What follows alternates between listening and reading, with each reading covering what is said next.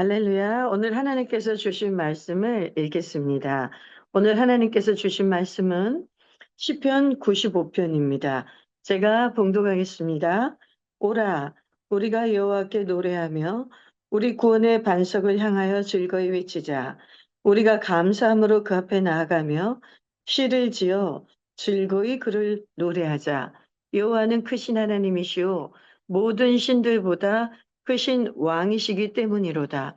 땅의 깊은 곳이 그의 손안에 있으며 산들의 높은 곳도 그의 곳이로다. 바다도 그의 것이라.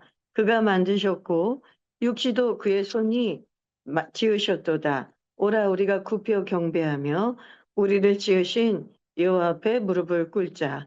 그는 우리의 하나님이시오 우리는 그가 기르시는 백성이며 그의 손이 돌보시는 양이기 때문이라. 너희가 오늘 그의 음성을 듣거든 너희는 무리바에서와 같이 또 광야의 마사에서 지냈던 날과 같이 너희 마음을 완악하게 하지 말라. 그때 너희 조상들이 내가 행한 일을 보고서도 나를 시험하고 조사하였도다. 내가 40년 동안 그 세대로 말미암아 근심하여 이르기를 그들은 마음이 미혹된 백성이라 내 길을 알지 못한다 하였도다. 그러므로 내가 노하여 맹세하기를 그들은 내 안식에 들어오지 못하리라 하였도다. 아멘. 오늘 설교의 제목은 하나님은 우리의 왕이시요 우리는 그의 기르시는 백성입니다. 이것이 오늘 설교 제목입니다. 오늘 시인은 하나님을 뭐라고 선포하냐면 하나님은 모든 신 중에 가장 크신 분이시오.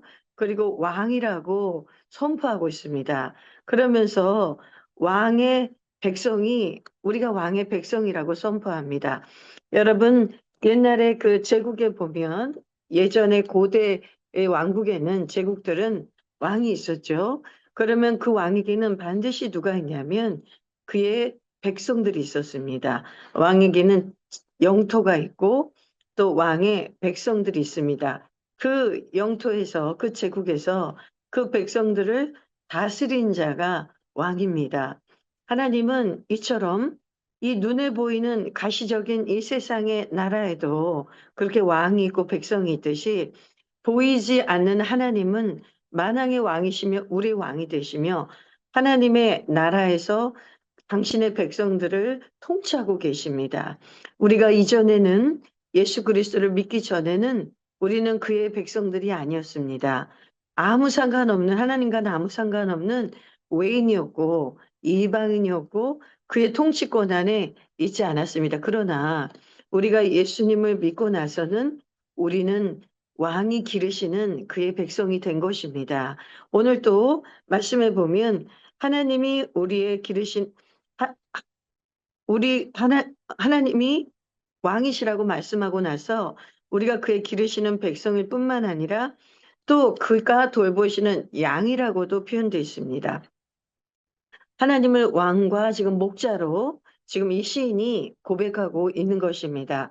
왕이든 목자든 공통점이 있다면 왕도 자신의 나라의 백성들을 돌보는 자고 통치할 뿐만 아니라 돌봐주는 자고 그리고 목자도 그의 양들을 길러주고 돌봐주는 자입니다.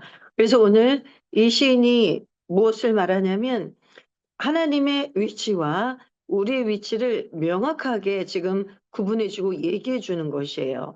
이 삶에서 우리가 이 땅에 살아가는 동안 우리는 각 나라의 대통령이 있고 또 지도자가 있지만 결코 그들은 우리의 왕이 될 수 없다는 것입니다. 그리고 우리를 돌봐주는 사람이 우리 이 땅에 태어나서 부모이기도 했고 또 우리 남편일 수도 있고 돌봐주는 사람이 있었지만 그들 또한 절대로 우리의 목자가 될 수는 없다는 것입니다.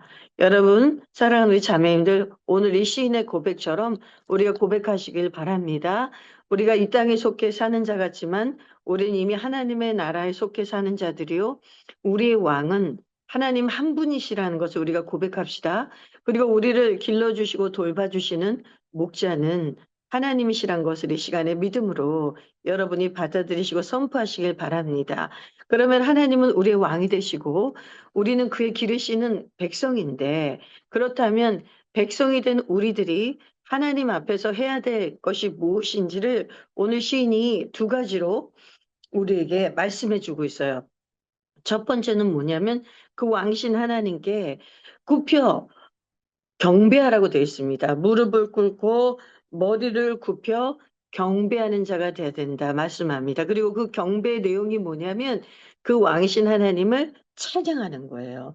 우리가 시를 지어서 그분에게 찬양하고 노래를 지어서 즐거이 외치며 그분을 찬양하라고 나와 있습니다.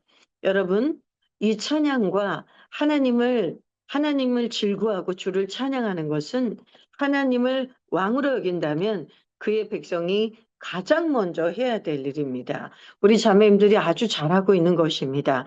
우리가 방에서 나눔을 하다 보면 자매님들이 제일 많이 힘을 얻는 게 뭐냐면 찬양을 통해서 힘을 얻더라고요.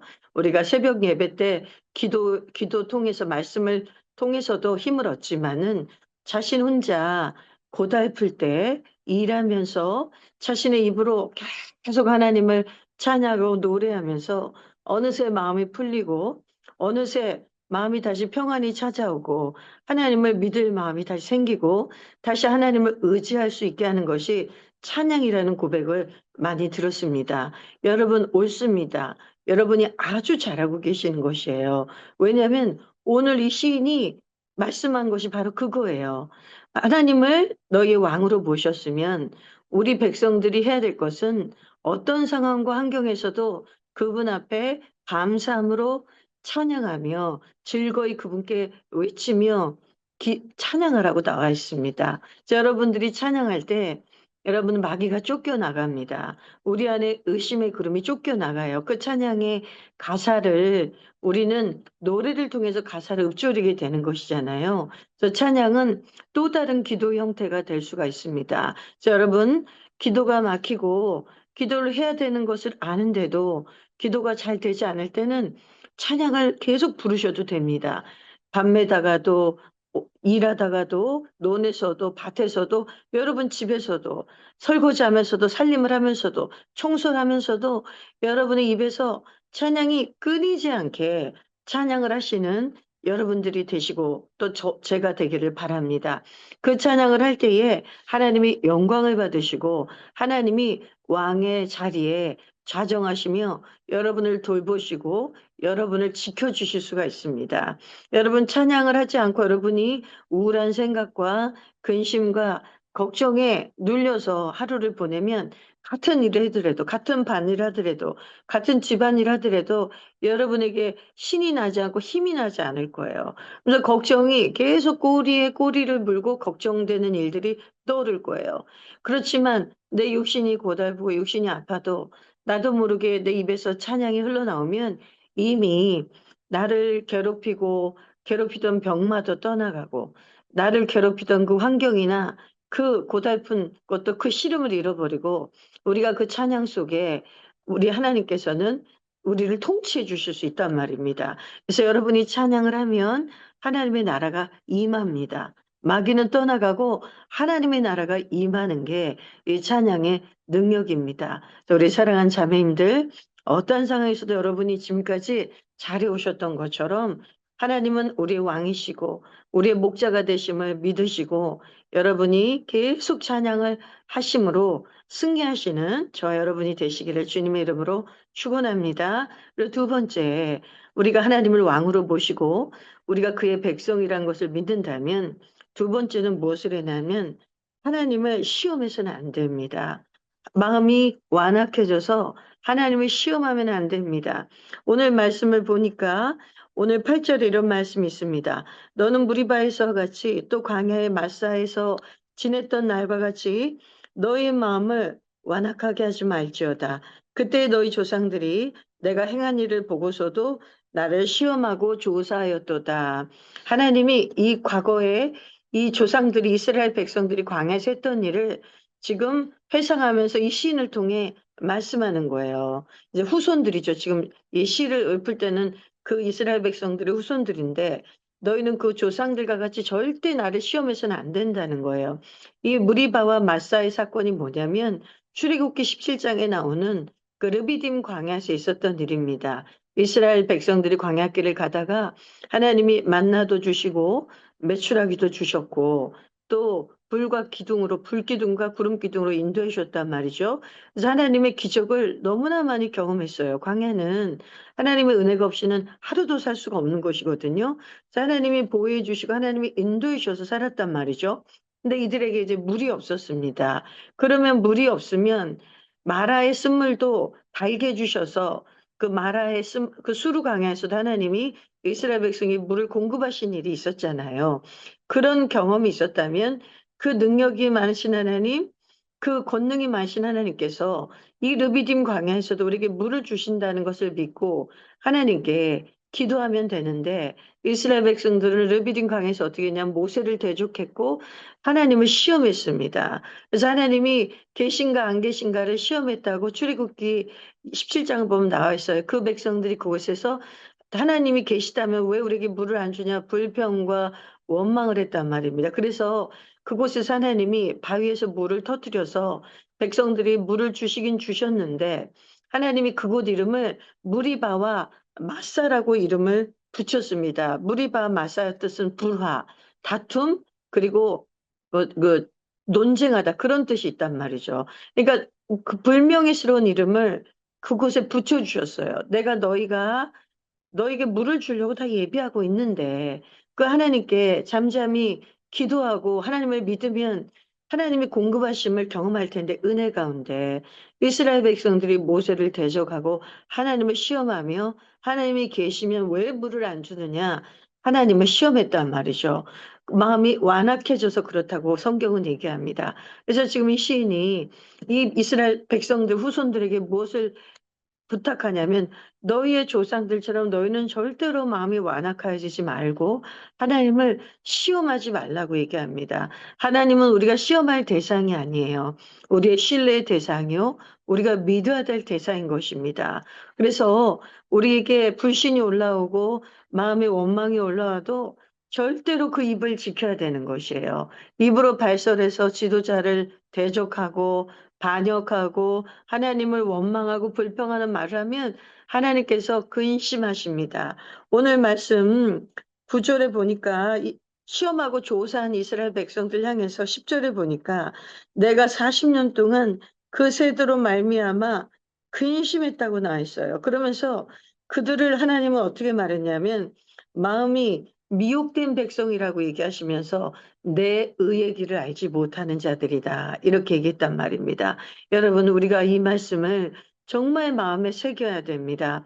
우리가 하나님을 따라가면서도 하나님의 길을, 방향을 모르고 하나님 인도하시는 그 길에 내 마음에 맞지 않는다 해서 내가 원하는 대로 내 길이 인도되지 않는다고 해서 하나님을 시험하거나 하나님을 근심시킨 일을 해서는 안 된다는 것이에요.